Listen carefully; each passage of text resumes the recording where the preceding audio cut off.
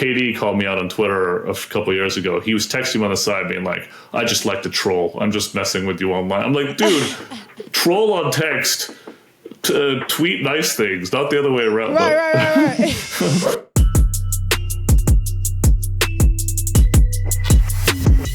What's up, world? Welcome back to another episode of Best of Both Worlds with Flau'jae. Today, I'm super excited for this episode, y'all. If you a gamer, you're gonna love this. We got someone real special joining me today.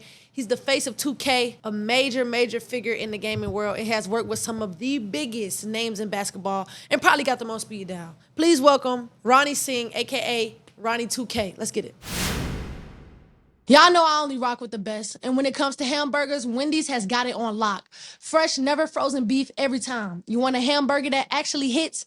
Grab a JBC or double stack for just $1 with in-app offer and purchase. Wendy's has got you covered. Today, we got the man, the myth, the legend, Ronnie 2K, the man who's helped shape the game into what it is today. I appreciate you for joining me, real talk. I remember the last time we saw each other at the All-Star game. We said we was going to make something happen, and we did. I appreciate it. Yeah, anytime. I'm so happy to be here. Obviously, you have such a great reputation. I one day want to be the fashionista that you are, so I'm happy to be here. For sure, I appreciate it. Well, let's start from the beginning. What was life like before you were Ronnie 2K, when you were just Ronnie? Yeah, I grew up in a really affluent area, but brown kid, first generation. My family was from India. They, we moved here when I was 6 years old. English was our second language at the time. A lot of the, general struggles that somebody would have moving to this country, but mine were a little bit tougher because being brown, wearing a turban, like being very different was a far cry from the NBA world that I guess I live in now. I had a lot of pressure to do like a traditional Indian career, whether that was following in the family business or, being an engineer, a computer scientist or whatever. I had a really tough path to like convince my family, who I'm still very close with, that I was going to go down this path with gaming. I mean, gaming as a kid was you go sit in your basement and you play with your friends, and now it's like a multi-billion-dollar industry, and it's really amazing how much it connects the world and how much it impacts culture. Yeah, how did you get invested into 2K in the gaming industry? Was it just something you were doing, or what was the process behind that? Yeah, I mean, I was a top 10 player in 2005. That was like right after I graduated college, not to date myself a little bit. But, for me, it was like getting in the lab and seeing 2K as a opportunity. It was really just growing and turning into the kind of the business venture that it is now. We weren't even actually number one in the basketball video game space. For us to change not only what gaming means, but like what basketball and culture means. And, now we have an open world with the city, and, you get to dress up your player.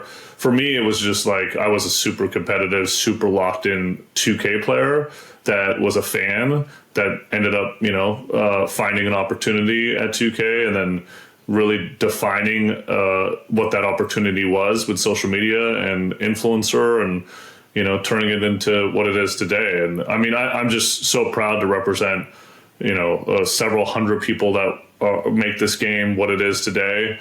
It's big business. There's a lot of people that are involved, and I'm so appreciative to be a small cog in that. You're not small, pretty big. Are you still locked in on the game? Like, do you play like for hours at a time still, or? Okay. I mean, things have changed a little bit, right? Like I travel a lot for work. I know I run into you on the road all the time. We always have stuff going on. The NBA is like a 365 business, and it's my job to support that, right? So like we'll go to Paris for the Paris games to help the NBA grow in France. Obviously a big initiative of theirs. I was in Abu Dhabi in October to help them grow in the Middle East. Like I'm getting pulled in a lot of different ways. I'm also married and I have a family now, and which I, obviously didn't when I was playing nonstop, but I still get the time, and everybody really supports me playing as much as I need to, because it's a big part of my identity and who I am. And there's nothing I love more than jumping online and getting to play random people, like maybe that's going to be the next Ronnie 2K, somebody that's young and passionate about a game, super locked in, and wants to work here. Like that'd be really awesome, to grow that passion with them so they can see a future and make our organization even better than it is today. Yeah, most definitely. Okay, so let's get into the 2K world and the ratings. I want to know, how often are players hitting you up about their ratings? Like, how do they feel about that? Constant. I would say like the time of year that I get it the most is like August, September, when our game is launching.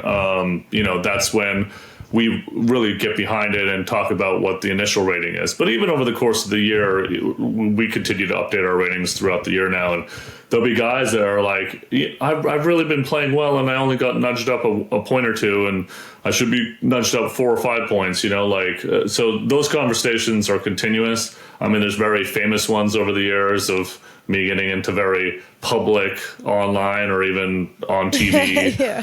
conversations with those guys. But I think it's great. I think it's makes the NBA a better world, like better place. Conversation's always a good thing for our game, but it's also just a good thing for the sport and for the culture. So like, it's something that I really revel in, really enjoy going the back and forth, because those guys are the best athletes in the world, and they should be proud to and want to be a 99. And the fact that means a lot to them is super awesome for us. Yeah, most definitely. I was going to ask, like, what was your most memorable interaction with an NBA player because of 2K? I mean, I've had so many over the years. There's some that I can't even talk about. They're so controversial. But like the one that's kind of sticks out of my mind. I'm a Bay Area guy, and obviously we just came off of All-Star. So the one that jumps into my mind is obviously what happened with Clay a couple years ago. I was sleeping in my bed. It was 3 a.m. He's in Japan with the Warriors playing I think it was in Japan, an exhibition game. And after some 3-point contest with Steph, like he just, I guess I was on his mind, and he decided to get mad at me in front of 18,000 fans in the arena. And it was all over the arena, or all over the internet. And I woke up to about 10,000 texts. There's things like that. But again, it's just like so cool that our game means so much to this generation. It's very, very, very cool. Okay. I want you to give us a little bit of like an inside scoop, because I play the game sometimes with my little brother.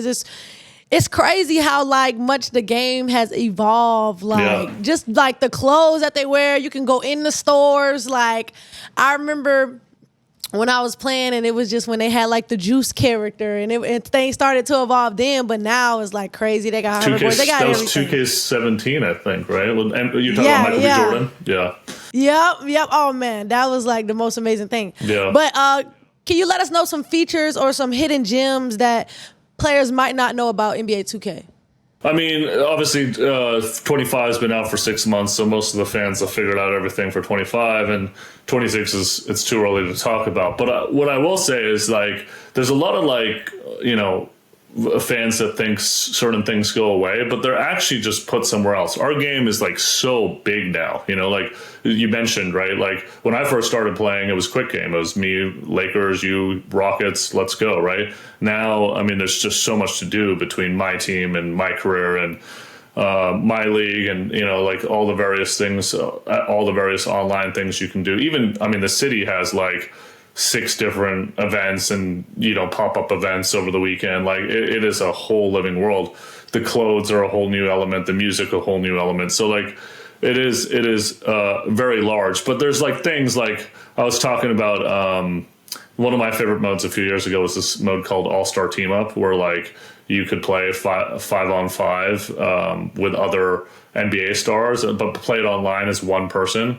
And people have thought that that's gone away, but like it's actually in my team, with my team cards now, which is super cool, and so like it's going to be interesting to see People just figure this stuff out over time. There's a lot of really fun stuff in the city, but I mean, every year we innovate faster than anybody else. Our development team's pretty amazing, and I'm really excited for 26 in a few months. Yeah, are y'all ever like listening to the fans, like when they tell y'all like totally?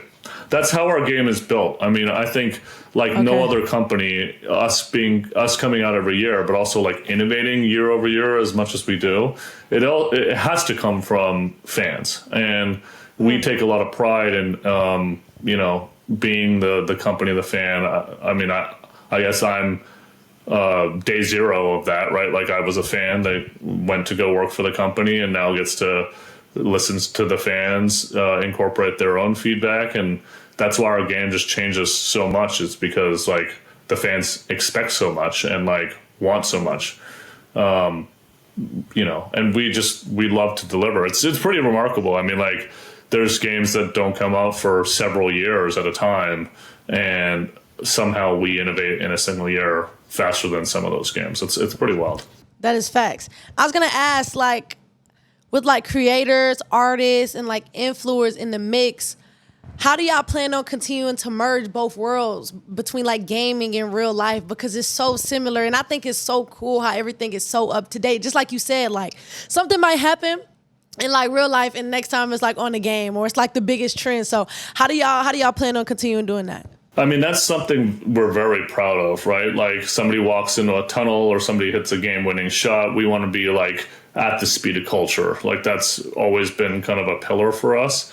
And I think like staying close with the people that mean so much to our game, obviously the fans, but also like the top of that pyramid, the people that are courtside, the people that are watching every single game, the people that are playing every single game with the NBA players. Like we take a lot of feedback from them as well. And a lot of it's about how do you guys continue to be real and be authentic. One thing that I really take pleasure in working on every year is you mentioned it, the fashion stuff.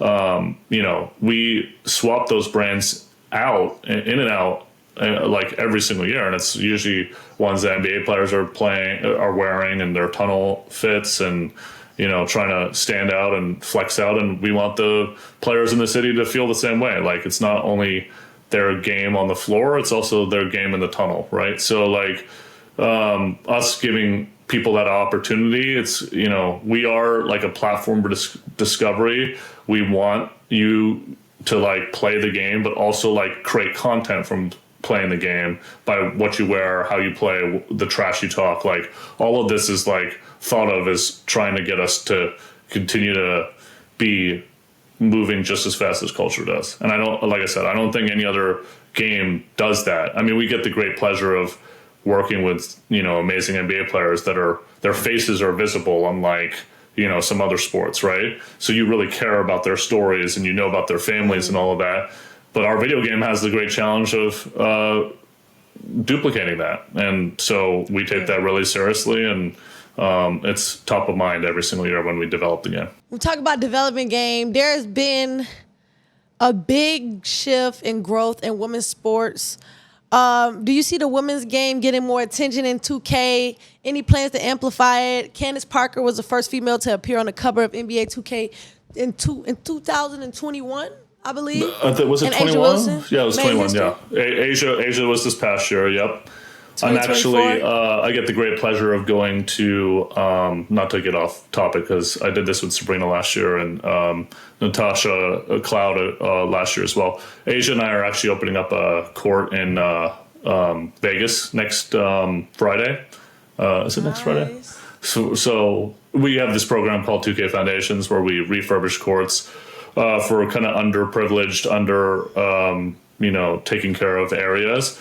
So to get to do that in Vegas with her, obviously our history, her being a cover star, us playing in a celebrity game together, all that stuff, like it's going to be great. But to answer your question, yeah, obviously, like we were very early with our participation with the W. getting to put Candace on the cover all those years ago, and every year following up and trying to do it bigger and better. And then implementation in the game has grown every single year. They're in my team for the first time this year. We have this like really cool 3-on-3 environment with them in the game in 25. So like we're continuing to develop that. There's becoming a legend, which is a great feature in the women's game as well. So more to come. I mean, obviously the W, with the tremendous growth it's had in the past year, that's not surprising to us because we've been on the bandwagon this whole time. We're really close with a lot of the girls in the W and a lot of the leadership at the W as well. And it's only going to continue to grow as we go along. Yeah, I seen some of my girls was complaining about the face scans. What's up with the face scans? Yeah, it was an issue a couple years ago. For the most part, a lot of them have been done. But I mean, the thing about face scans, there's a couple NBA guys that the face scan doesn't look that great either. Yeah, everybody has to be a willing participant, and like that means we have to have the scan. Like actually you have to physically go and do the scan, which isn't very hard. It's like a 10-15 minute process, but it has to be done. Otherwise it's created in kind of that old school art. And, you know, it's a massive thing for us. But if someone ever wants to look better in 2K, they just have to reach out to me because I will make sure that truck gets to them and they look right. Yeah, when I do my face scan, I need mine to be on the one for sure. You haven't done a scan yet? No, I haven't done a scan yet. When I get to the W, I definitely gotta get one in. Let's arrange that for sure. Even before the W, we could do that anytime. No, let's do it then. I'm holding to that. March Madness is all about the best of the best, and that goes for hamburgers too. Wendy's keeps it real with fresh, never frozen beef cooked right when you order. Whether it's the JBC with crispy bacon or the double stack, you're getting the official hamburger of March Madness at Wendy's. What does your day look like during the lead up to a new 2K release? Like, I know you have a whole team, but are you panicking? Are you like, how is that? Because I know my anxiety when I'm about to drop an album. I'm just like, I hope everybody loves it. Like, what are you thinking on a new release? I mean, I think every year there's a little trepidation because it's like we've gotten in the habit of succeeding and wanting to succeed. And like, we want to deliver excellence. And so like every year, but like, I just believe that much in our team where my focus is actually more shifted on how do I storytell to a bigger crowd than I did before? How do I make this year's title a different story than the year before? That's where my focus generally goes. So my day to day in the last, few months, a lot of the development work is, it's year round, but like their craziness is pretty much now through like late summer. Mine is like summer through fall. So like I'm probably a couple months behind them in our craziest times. It's always crazy, but like our craziest times. So like I'd say July, August, September, I am not sleeping very much, and my screen time would make Shams look like a joke. Honestly, like. It's crazy. Like it's a big business. There's a lot going on. There's a lot of relationships, conversations to talk to. I spoke about clothes, and that's like a very small part of our game. And there's that and everything else. But we have, like I said, we have a tremendous team. Everybody, it's a very well-oiled machine. It is stressful because it is go time, like it would be for any big product launch. But I guess the one thing about an annualized title and having done this I just had my 17-year anniversary like a week ago. Wow. You kind of know when things are about to pick up and when things are about to really start taking off. So I think I've got a good rhythm of that, and then it's just making sure that we're advancing and we're innovating. Like that's my biggest pressure point every single year. Yeah, like okay, so in the future, I know y'all always think about innovation in the future, but like in the future, what would you like to see like in future editions of 2K that the fans haven't been asking for yet? Is it more of the fashion aspect or is it something different? I mean, I think just technology continues to improve, and so like, well, how can we continue to take advantage of that? That's like usually where we're focused on in a multi-year kind of way. Obviously, like from a mode perspective, I say it every year. Like, I'm always blown away by what our development team does because you like even 2K11, right? 2K11, we put Jordan on the cover, we introduced all these legends, and I'm like, I literally remember that launch party, and the next day I'm like, what are we gonna do next year? Like, I don't know. Like, we just did it all, and like, I mean, look how much the game has grown since then, and how many modes there are now, and so we always come up with more because we want to, and it's important for our fans to continue to do bigger and better things. So. That's the exciting part. I mean, with basketball, there's just so much opportunity because, like you said, like it changes at the speed of culture. So that gives us more sandbox to play with. And I just don't think a lot of the other sports are like that, which is what's so cool about basketball.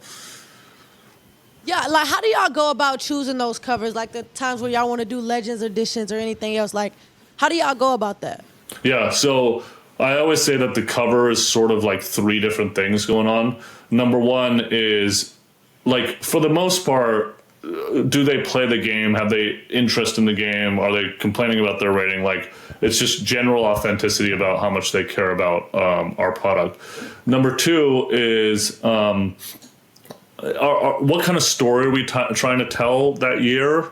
And are they aligning with that story? I mean, that's really particular. That's really important, probably the most important to me, because like there's like a short list of 3 to 5 guys and girls that are on our cover discussions every year, right? So how are you going to differentiate between one and another in a certain year?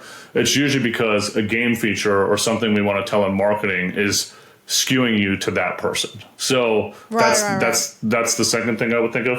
And then the third thing I'd say is trajectory. Like, are they growing in the basketball universe? Are they going to be relevant this upcoming year? Are they going to be relevant for years to come? Like, that's a really important one. Like, I think about Luka and Devin a few years ago, right? You could make an argument that maybe those guys were were early. I don't know. I think they were. Now you look back and it was obvious, like it was such a good choice, both of them. Yeah. But like, I remember going into those summers, I'm like, are we a year early? And or a year or two early? And both of them obviously showed up and showed out, and it was great. I'd rather be early than late, if that makes sense. Yes. So we want to go on that ride with them. We want them to be excited that they're a cover star. We want them to speak about how they've always wanted to do it for, their entire childhood. What's crazy these days is I guess I'm getting so old and I've been here so long that a lot of these guys, like when they think of 2K, it's from games that, I started working on, you know what I mean? It's pretty wild. Like a lot of the first games that some of these cover athletes like now are not the original 2K, which is the one that I played. It's like 2K8, 2K9, 2K11, and even later, like in a lot of cases, right? So it's pretty cool. And then a lot of this generation, obviously, I remember the first time I met Zion. We put him on the cover back in, 2K20, right? Yeah, I remember that. And he was just the guy coming into the NBA, right?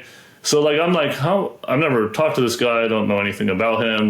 We got him at the shoe, and I get to the shoe, and he looks at me, and he's like, it was like he had seen Michael Jackson or something, and it was so weird. And then I go over to him a little bit later, and he's like, "Hey Ronnie, would you mind taking a picture with me?" And I'm like, "This is so weird," because he was the guy in at that time, and obviously he's a great kid, and I've gotten to know Zion really well. But it's wild that a lot of these NBA players of this generation have played 2K their whole lives, and that they just know our entire history because it's all they've known for 2 decades. It's pretty wild if you think about it. Yeah, no, most definitely.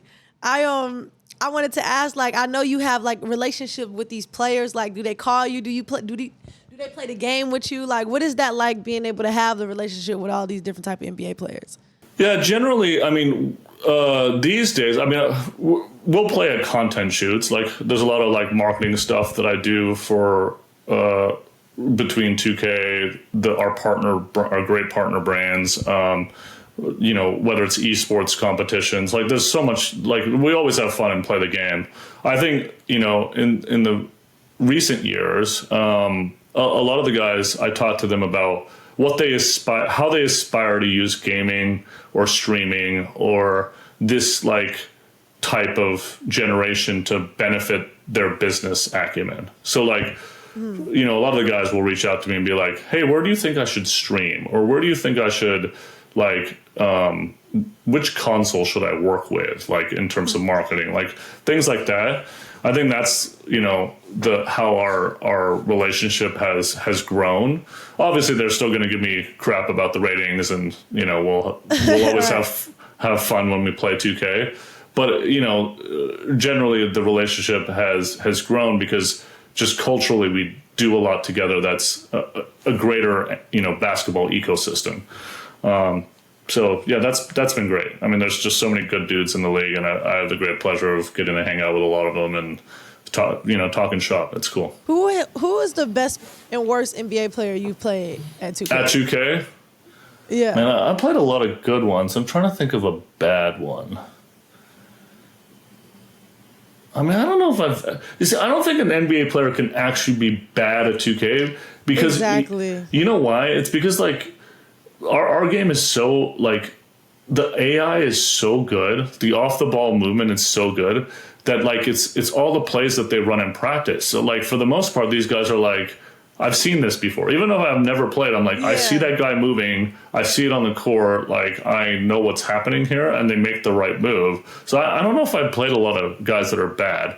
I've always said that, like, Paul George was one of the best 2K players I played. He doesn't pick up the sticks as much anymore, so I'd probably defer to somebody like Devin or who else is really good? Pat Bev was always really good.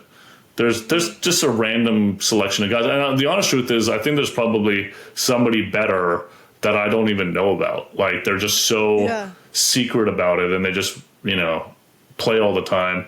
What's crazy, I was talking to the head of development today. Like, if we really wanted to know, like, I have all the gamer tags of the NBA players because they get, like, logoed and their heads and whatever.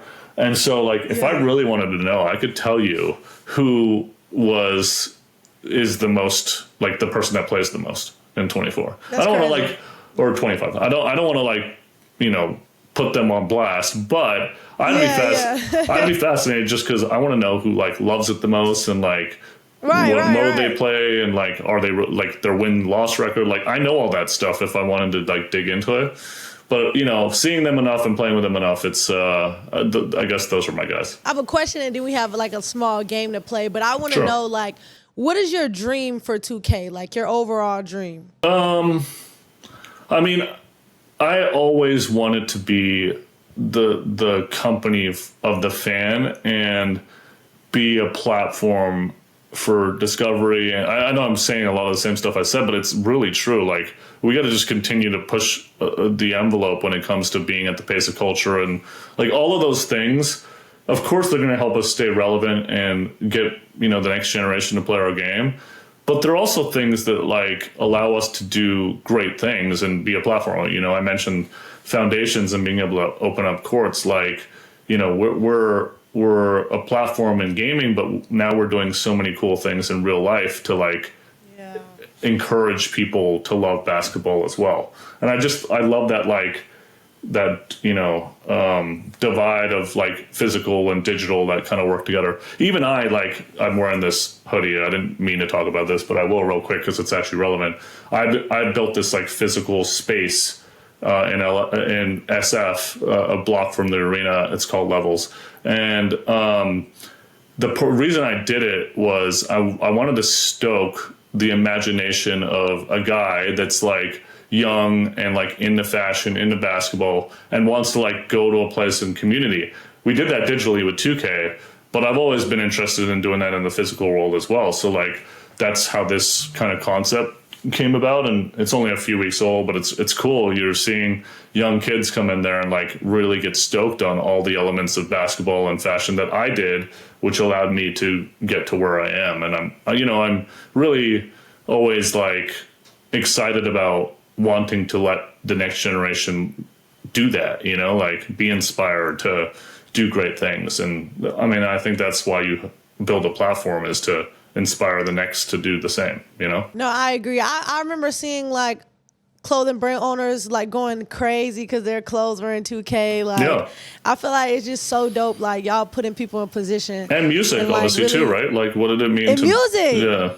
No, I appreciate y'all. My music is in the game. A lot of my friends, they tell me like, Flaw, your song is in the game. I'm like, yeah, like that's fire. I want to say thank you. I mean, it's that's just, like of course, it's just it's eyeballs to an audience that is very engaged and cares. And like, what better marketing than like reaching that audience who have to sit there with a controller, listen to your music and vibe playing 2K, Right. like it's dope. Nah, most def.